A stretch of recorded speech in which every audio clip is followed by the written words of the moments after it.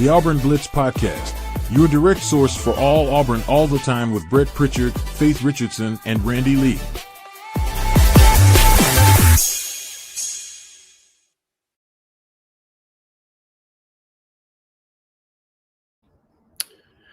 What's up, everybody? Welcome into the Auburn Blitz Podcast here on a Tuesday morning. We are so glad that you join us each and every day here on the Auburn Blitz, wherever and whenever it is that you join us and make an Auburn Blitz part of your daily Auburn athletic intake.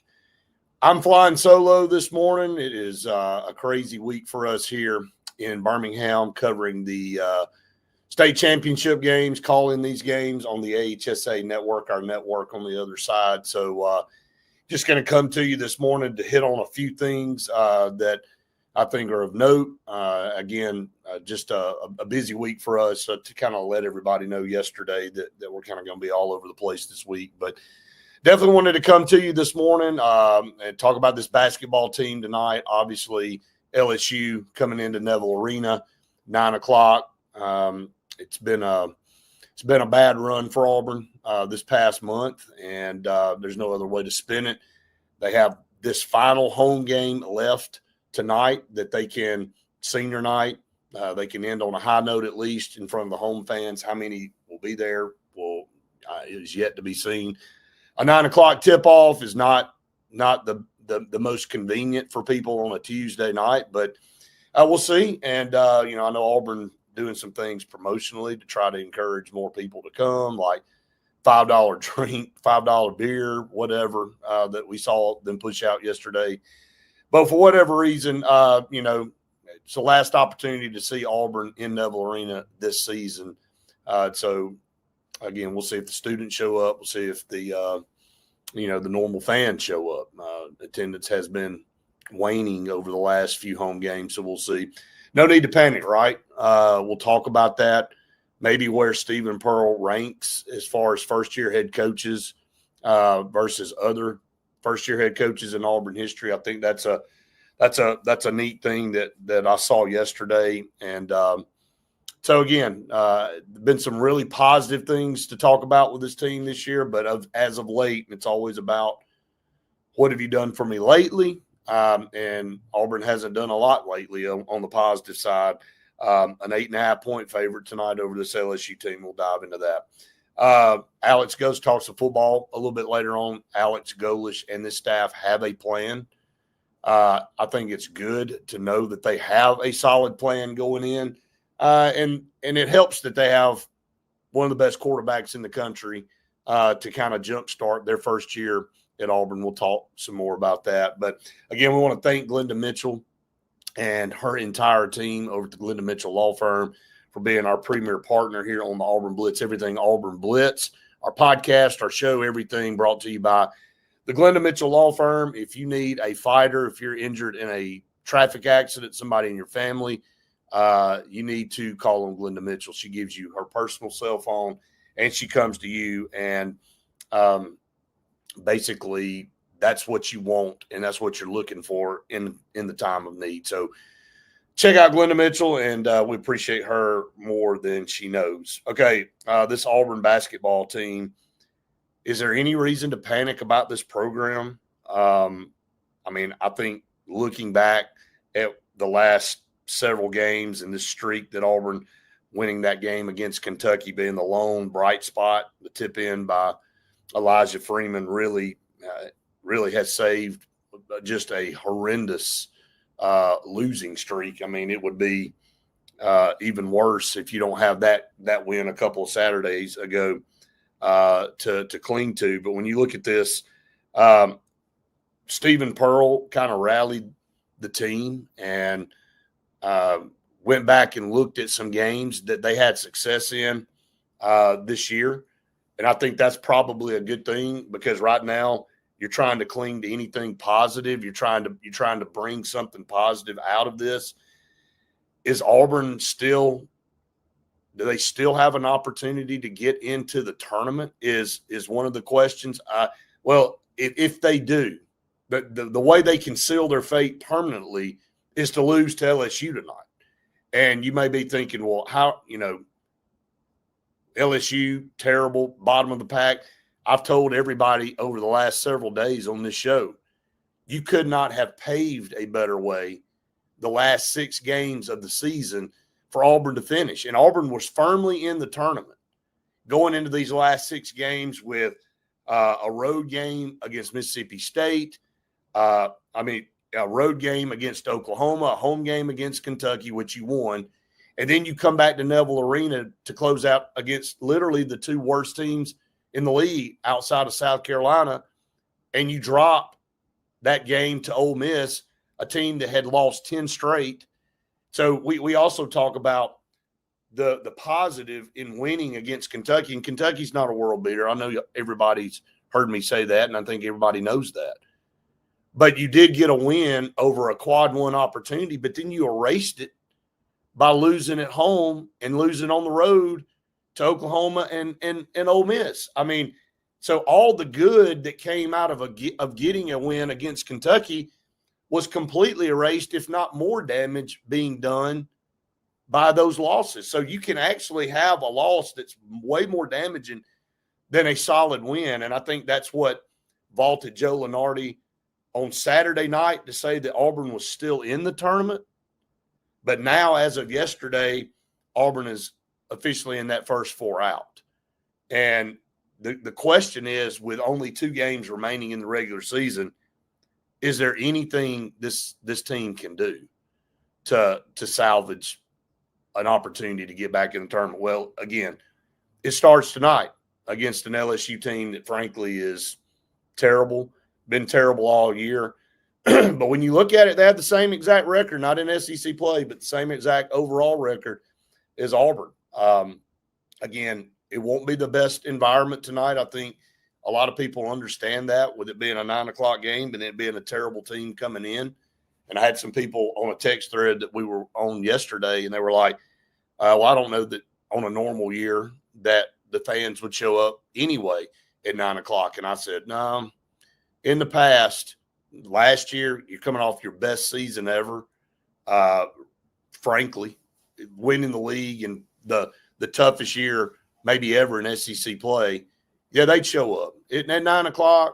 If you're in good shape and you're a hot team and you're having a good season, the fans are going to show up. And look, I'm not knocking Auburn fans or any fans, but we all know that when things aren't going well and you're losing, people go, well, probably not going to be motivated to go to Neville Arena at 9:00 on a Tuesday night.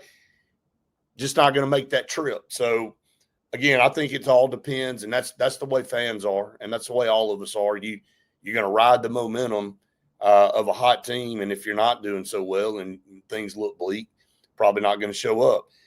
But looking back, again, Pearl and the team watched film on Sunday of several of their best wins.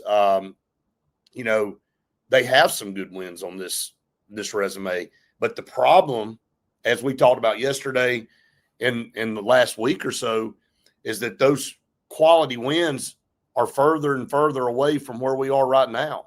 Like, most of those wins were done early in the season. And since SEC play, and since you went on a 4-game winning streak where you thought, well, with a win against Florida, thought this team was really going to show that it can compete and be a solid SEC team. And with the strength of schedule and everything that goes into deciding if you're going to make the NCAA tournament, you felt like, man, Auburn's done all it needs to do. It just needs to win the games it's supposed to win. But this streak where Auburn's lost, 7 ball games, it's been brutal. And some of the teams that they've lost to have forced tournament committee guys and prognosticators and all that to go, we're trying everything we can to let this team get in the tournament, but they're just not helping us out, and they're not doing anything that we need to do to convince some of these guys that we need to be in the tournament. So, again, it's how you're playing coming down the stretch too, and I think that counts for so much. And Stephen Pearl, a quote he said, we have 6 really good wins this year. against 6 teams that are locks to be in the NCAA tournament. We showed a lot of film of those games. Our guys have got to find a way to harness that and continue to believe.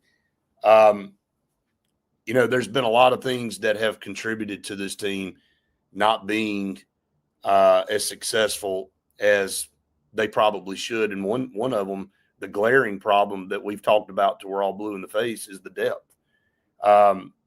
And you mix in some disciplinary issues. Auburn's had 5 guys this season. Now, they haven't all been serious, and I don't know that any of them have really been that serious, but 5 guys that have faced disciplinary issues, probably the worst being Caden Magwood, because he's been relegated to the bench and really hasn't been an option on a team that needs a lot of help from a depth perception. You got 5 guys, and then you mix in 2 really viable options. If you look at Philip Jovic and Elijah Freeman coming off the bench, you're trying to mix up, some rotations, but you don't have a lot to work with to mix up a rotation.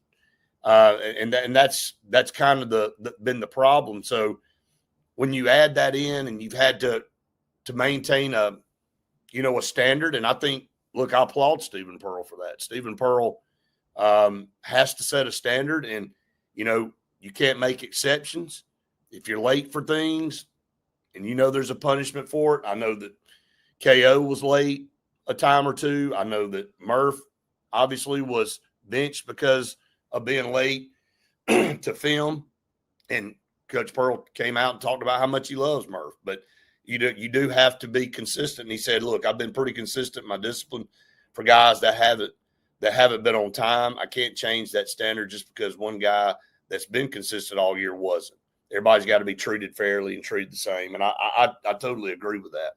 But my point is, it just feels like, and we've talked about this a ton on this show, is that there just hasn't been any chemistry to this team. And, it's been a disappointment that, again, you haven't been able, and I told everybody, I felt like this was a tournament team based on talent. I think this team has good enough talent. Now, how far they go in the tournament, or if they were to make the tournament, that's irrelevant. This team was talented enough roster-wise through the first third of the season to show everybody that they're a tournament team. And then I think they kind of solidified that by going on the road and winning in Gainesville for the first time in 30 years, and really kind of showcasing the when everything comes together, this team it can beat anybody on any given night. Now, again, if Auburn and Florida were to play 10 times, how would they match up? I mean, what would the results be? I think we probably know. It would probably be 8 out of 10 in favor of Florida. Auburn maybe 9 out of 10 Florida. But for the most part, you played them one time, you went on the road, and you got it done.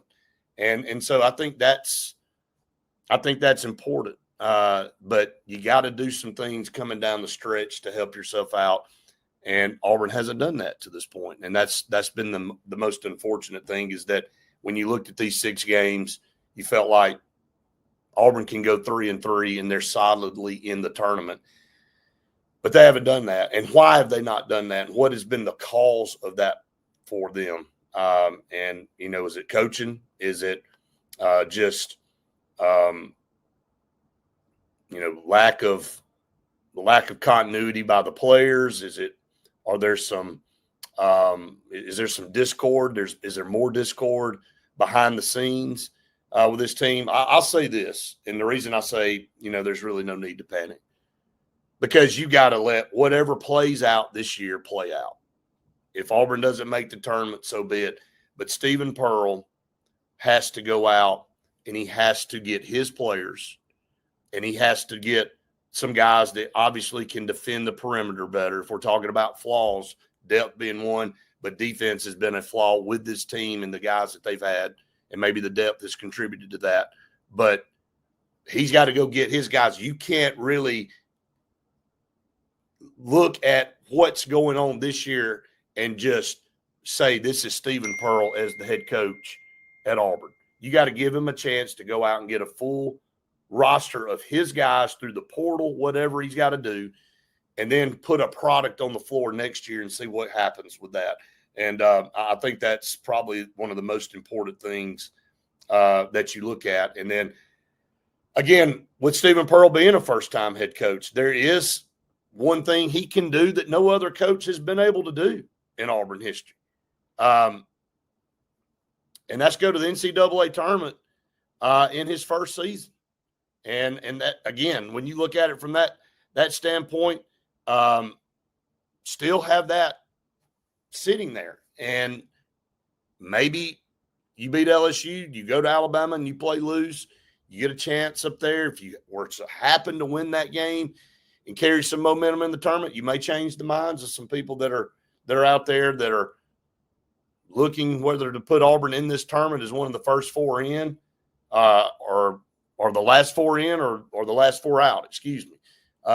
Either way, you're trying to do some things, and you don't have very much material left to work with. You got a couple of games in the regular season. All you can do is try to go out and win both of those, and then do whatever you can in the tournament. So, but where does Stephen Pearl stack up against other first-year head coaches in Auburn history? We'll talk about that. But first things first, I want to talk about some of our partners here on the program. We couldn't do our show without them, and we always start with Sensagreen for air that's cool and clean. Call them Sensagreen. They are the carrier experts here in the state of Alabama. They save you thousands of dollars on new installations. They do a great job. Professor Greenbacks will save you a lot of money. They've got great deals. And again, Sensagreen for all your heating and cooling needs, call on them. Scout Program Management, a full construction management firm located in Birmingham, Alabama, right here in Birmingham, where I am right now, covering the AHSA finals in basketball at Legacy Arena. Had dinner with Sloan and Jay, and last night, just great guys. Can't say enough great things about them. And again, when you're hiring a program management company like Scout, the reason you hire them is because you don't have the expertise and the knowledge to manage a multi-million-dollar project, but they do. And they're going to make sure it's done correctly and up to scale. And there's no problems when you get your keys to your building and your facility. Everything's going to be just how you want it. Scout Program Management, check them out, scoutpm.com. And by the way, Jay, you know I got a nickname for you, but I'll just save it, okay? I'll save you the embarrassment. Bunkers. In downtown Auburn, 50 parking spots. We always talk about that because that gets undersold a little bit. Parking is horrendous in downtown Auburn. They have the best environment of anybody. Every time we go by there now, it is packed. Line out the door. You can do the line skip now, so you can get online and not have to wait in that line. You can get in there early, and you better do it early because you're not going to get in with all the different things that they have going on with the live music, the line dancing on Thursday nights. They just have a full array. They got a crawfish boil coming up very, very soon. So we're going to talk more about that. But in downtown Auburn, Bunkers, one of the best places to go. Trust me, it is awesome. The food is outstanding. And then the Kart Source, Alabama's premier golf cart superstore, Easy Go, Cushman, Yamaha, and Club Car, all the best in the business. I mean, where else are you going to go if you need a golf cart? And the Kart Source is the number one Easy Go dealer in the entire state of Alabama. So it's right here in your neck of the woods, right on Highway 280 in Dayville.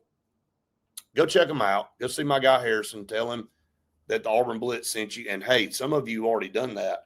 And the man's on a heater down there selling golf carts. And, again, once you pull up on the lot, you'll see exactly what I'm talking about. All right, so where does Stephen Pearl rank as far as taking over for previous coaches in his first year? Well, let's look at what Bruce Pearl did in his first year. Bruce Pearl was 15-20, and 4-14 in SEC play, followed up one of the most horrendous coaches in Auburn history in Tony Barbee, who finished that season 14-16. Tony Barbee took over for Jeff Lebo, who was also fired. He finished 14-14 the year prior. Tony Barbee comes in and goes 11-20 and 4-12. What happened with Jeff Lebo? Cliff Ellis fired. We all know all the junk. Probably should have kept Cliff Ellis. Cliff Ellis finished 14-14. Jeff Lebo comes in, goes 14-17, 4-12 in SEC play. Cliff Ellis follows Tommy Joe Eagles, who passed away. Tommy Joe Eagles' previous season was 11-17. Cliff Ellis comes in and actually has a winning record. So of all these coaches I've named so far, Cliff Ellis, the only one to be able to come in out of the gate and have a winning record. 16-13, 7-9 in SEC play. Tommy Joe Eagles took over for Sonny Smith, who left and went to VCU after going 9-19. And Tommy Joe Eagles comes in and goes 13-18, 8-10 in SEC play. Sonny Smith, and I won't go much further past this because none of these records really outside of Joel Leaves were very good in the first year. And Joel Leaves way back in 1949 went 17-7, 12-6 in the SEC, taking over for Danny Dole. But going back to Sonny Smith, 13-16, 5-13 in SEC play. Previous season, Bob Davis retired. Paul Lambert passed away. That was a 13-14 mark there. So, look, when you're looking at it from the standpoint of what can Stephen Pearl do, this team's 15-14. Should it be better than that? Yeah, it should. Auburn's let several games get away. They caught some bad breaks. Obviously, the Texas A&M game was a bad break, but hey, they blew a 16-point lead in the second half, so it's not just all on that buzzer beater. But they've had some bad losses that they just frankly shouldn't have lost, and this record could definitely be. I mean, Auburn could definitely have 18 or 19 wins at this point. Instead, they got 15. And they got LSU coming in. They get a win tonight, get to 16. Let's just say that Alabama, they lose the Alabama game. They'll be 16-15 going in the SEC tournament. So, barring, losing out, it looks like Stephen Pearl will finish at least 500 in his first year. And then I don't know what postseason play looks like after that. But you got LSU tonight at 9 p.m. I think that's it's going to be kind of telling as far as the crowd. I don't think there's anybody anticipating it's going to be full at all at 9 o'clock. And then, but if you can, come out and support that Auburn team and those seniors on this team, because I know they would be glad to see everybody there. All right, Alex Golish and this staff have a plan. Yes, they do. And, here's one thing that I saw yesterday that just really is mind-blowing. And then why Alex Golish really needs to be successful as fast as possible. And again, guys got to get in here, got to get his feet on the ground. Schedule's not the easiest, but I think he's done a really good job in the portal of doing the things he needs to do and going out. And it all starts at quarterback. It all starts with Byron Brown and Auburn finally getting a guy that comes in over the last however many years. We've been going out getting guys out of the portal that haven't worked out. Well, this is not a project. Byron Brown was one of the top guys in the portal for a reason, because he's got the resume to back it up. So he's coming in. He brings in 11 more South Florida players with him that, again, that chemistry, there's a lot to be said for it. I know there's questions. Can those guys translate over and do what they need to do in the SEC? But we'll see. But one thing, and the reason I say Alex Golish needs to be successful as soon as possible, because there was a graphic that I saw yesterday on social media about the total buyouts for every fired coach since 2020. And Auburn's got 3 on the list. Of all the schools in the SEC, nobody has 3. Florida has 2, LSU has 2. South Carolina has 1, Mississippi State has 1, Texas A&M has 1.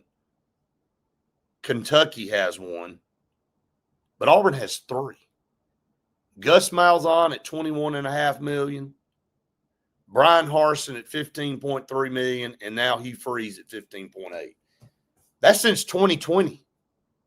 2020. 6 years.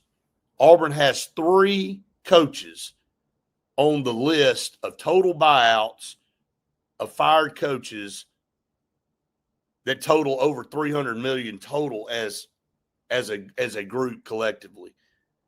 I mean, Auburn fans and Auburn people are they're just so frustrated and fed up with mediocrity and with administration making bad decisions and just throwing money out the window, or any other analogy that you want to use. There's other ones I can use, but I'm going to refrain from that this morning. But just throwing money away. And then the thing that you look at with asking for more and raising ticket prices and doing all that. Well, Auburn fans have had enough. They're frustrated with the performance and the product that has been put out there by the last three coaches. Now, I know Gus Malzahn had some good years, but since 2020, he's in this group that was shown the door, along with Brian Harsin, who was the worst hire maybe in Auburn history outside of Tony Barbee, and then Hugh Freeze. And Hugh Freeze, for all the things that you liked about Hugh Freeze as a recruiter and all that, his record was terrible. He could not get over the hump. Everybody got sick of hearing him say, we're close and all this junk. And he left before the season was even over. They couldn't even stomach it anymore. The loss to Kentucky was so bad.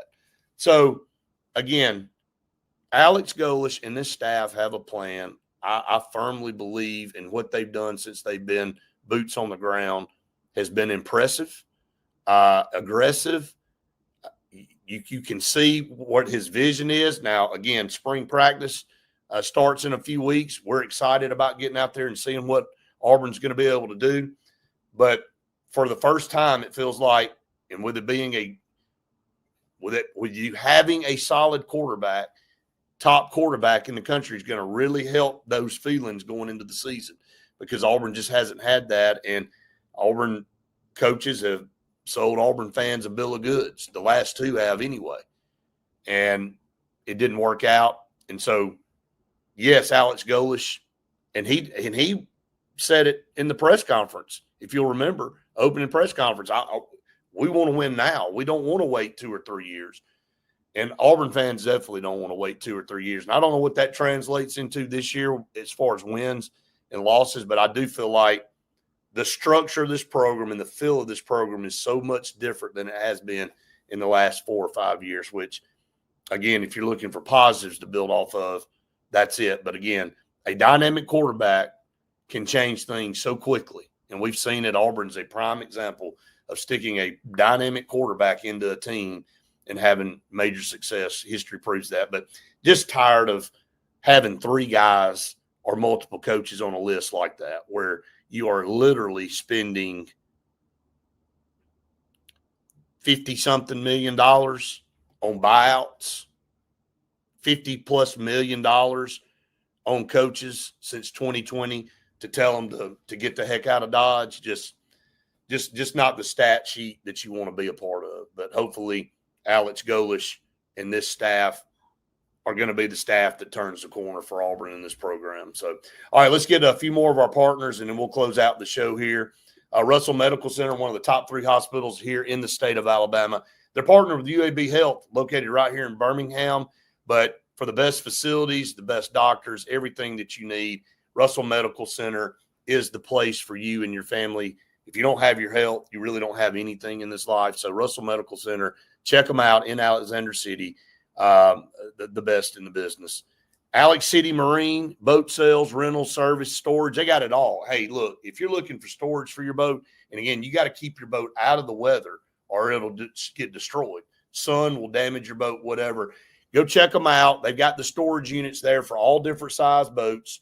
Call them, 256-215-3474, and get hooked up on some of the best center consoles, pontoons, whatever it is that you're looking for, all powered by Suzuki, Honda, and Mercury, the best in the business. Okay, again, we appreciate everybody so very much for tuning us in each and every day here on the Auburn Blitz. We'll have the noon show coming up a little bit later on, but again, we want to thank Glenda Mitchell and her law firm. Couldn't do the show without her. Great partner here on everything Auburn Blitz, and if you need a fighter for you, Glenda Mitchell's the person to go and see. She comes straight to you. She gives you her personal cell phone number. If you or somebody in your family's in a car wreck, that's who you're going to go after. You need to take her and put her on your team, and she's going to make sure you're taken care of and your family's taken care of. All right, again, we appreciate all of you so much. If you have not subscribed to our YouTube channel, please go out there and do that. We appreciate that so very much, all of you that have done that.